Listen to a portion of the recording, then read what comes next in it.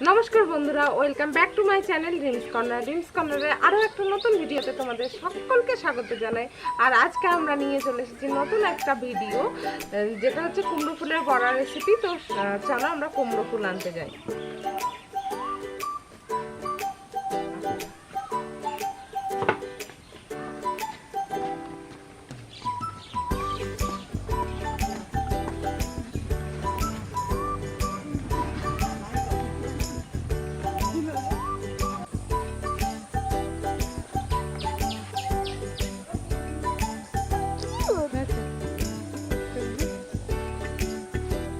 তো এই দেখো, আমরা কুমড়ো ফুল তুলে ফেলেছি, এখনো অনেকগুলো কুমড়ো ফুল এখানে আছে।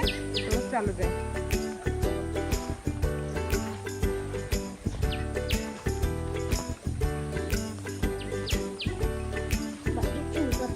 Welcome back to my channel dreams corner. Dreams কর্নারের আরও একটি নতুন ভিডিওতে তোমাদের সকলকে জানাই স্বাগত।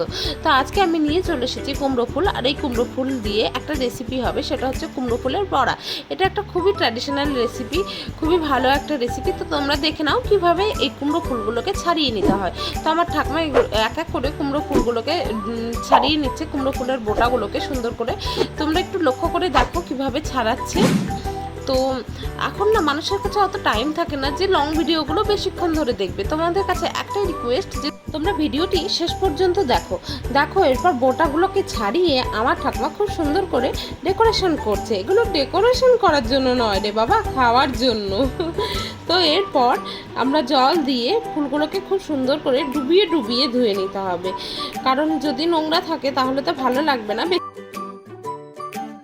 এবার কুমড়ো ফুলের বড়া বানানোর জন্য যে মেইন ইনগ্রেডিয়েন্টসটা লাগবে সেটা হচ্ছে বেসন। তো বেসন দিয়ে দিলাম আমি বাটিতে। এরপর আমি বেসনটাকে ভালো করে নেড়ে নেব, যাতে গুটি গুটি না থাকে, না হলে তোমরা চালুনিতে চেলে নেবে। এরপর আমি দিয়ে দিলাম কিছু আটা, তোমরা চাইলে চালের গুঁড়োও দিতে পারো। এরপর আমি দিয়ে দিলাম হলুদ গুঁড়ো। এরপর আমি দিচ্ছি লঙ্কা গুঁড়ো। এরপর আমি দিয়ে দিচ্ছি কালো জিরে আর সামান্য চিনি আর নুন। আর দেখো এখানে সব কিছু দেওয়া হয়ে গিয়েছে। এবার আমি এটা ভালো করে নেড়ে নেব। নেড়ে নেওয়ার পর আমি দিয়ে দেবো জল দিয়ে দেওয়ার পর এটাকে আরও ভালো করে এবার ফেটাতে হবে। তুমি যত ভালো করে ফেটাবে তত কুমড়ো ফুলের বড়াগুলো মুচমুচে হবে আর ফুলবে ভালো।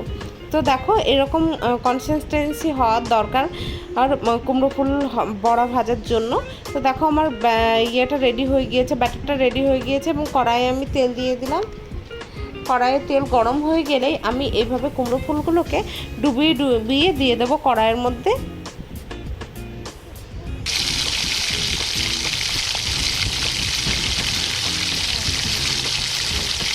আর দেখো সুন্দর করে ভেজে নিলাম কুমড়ো ফুলের বড়া। যদি ভিডিওটি ভালো লেগে থাকে তাহলে তোমরা সাবস্ক্রাইব করো, শেয়ার করো আর অনেক অনেক লাইক দিও, কারণ তোমাদের ভালোবাসা বিনা এই প্ল্যাটফর্মে আমরা একটু এগোতে পারবো না।